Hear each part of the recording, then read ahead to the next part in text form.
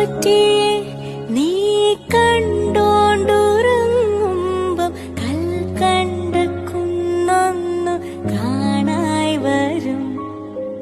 കൽക്കണ്ട കുന്നിന്റെ ഉച്ചിയില് ചെല്ലുമ്പം അമ്പിളിത്തമ്പ്രാന്റെ കോലവും കാണാം.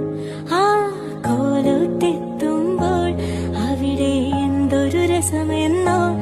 അവിടെ പാൽക്കാവടിയുണ്ട്, അരികെ പായസപ്പുഴ. അമ്പോറ്റിയെ നീ കണ്ടോണ്ടുറങ്ങുമ്പം കൽക്കണ്ട കുന്നൊന്നു കാണായി വരും.